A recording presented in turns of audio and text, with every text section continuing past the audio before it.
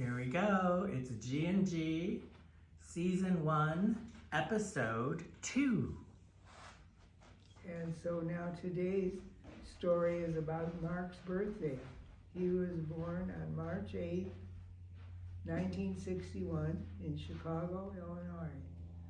And we always say everyone should know their birth story. And here's mine, and it's a good one because it started on a dark and stormy night. Well, it actually started in the morning when I had an appointment to go see the doctor. And I called him and said, should I come in? And he said, just a minute, I just looked out the window. It's snowing, but not too hard, so come in. So I drove there. It was about 15 miles.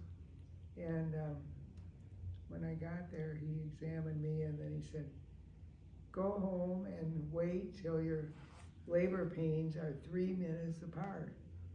So, since I didn't know, I thought 3 minutes meant 3 minutes. So I went home and I ironed 8 white Oxford shirts for Don because I didn't know how long I'd be in the hospital. And so by then, after I ironed all those shirts, I called Don and said, you better come home now. It was afternoon. And so he had to drive home from the loop. And by then it was evening and I called the doctor. I said, some of my pains are 5 minutes apart and some are 2. And then they might be 5 and 1. And he said, get in here immediately. So then we had to drive to the loop and to the hospital, Presbyterian St. Luke's Hospital. And and it was snowing. So Don can tell you now what happened when we got there. When we got, To the hospital. from our house to the hospital was about 20 miles. And we arrived on time. It was snowing, but we arrived on time and we checked into the hospital and then they took us up and put us in a room and I waited with Jan.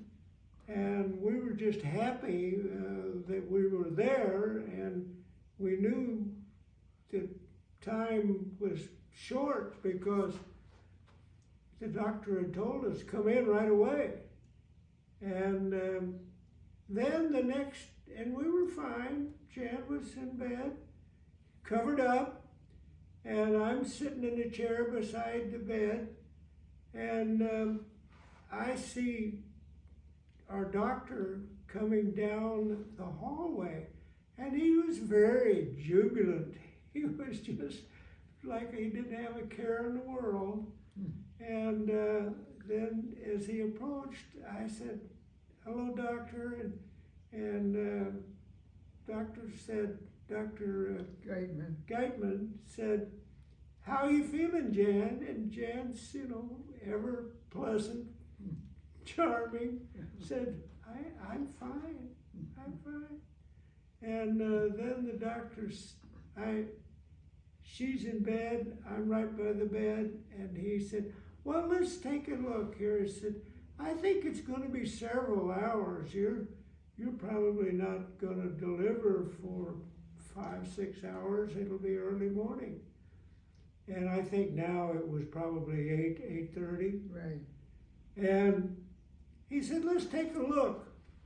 And then he's between myself and Jan, and he lifts up the covers and he said, get her in the delivery room immediately. And he pointed to me and says, and you can leave. You go to the waiting room. You can go to the waiting room. Yeah.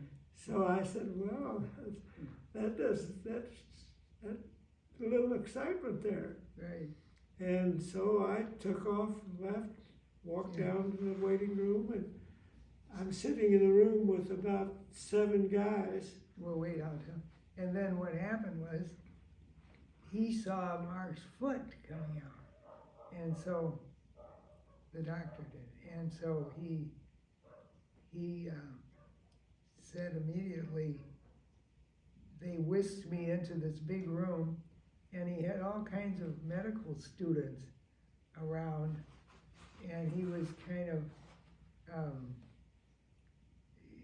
explaining to them. He said, now this is a very unusual birth, feet first, and if you aren't careful, you can strangle him with the cord. The cord can get around his neck, so you have to be very careful. And I can remember hearing all this. They did not put me out right away, not till after. And so, you know, what did I know? It was my first child, and I'm sitting there with all these people and lessons going on. So then finally Mark was born fine, but he did come out feet first.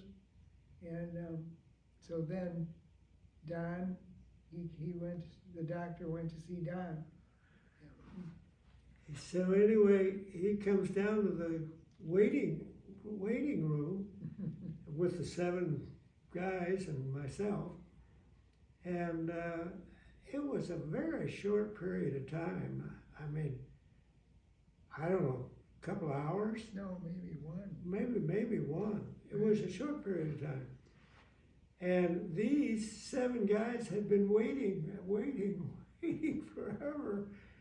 And the doctor came in and said, well, Don, I just want you to know you have a baby boy. And everything is fine. He's going to be healthy and well.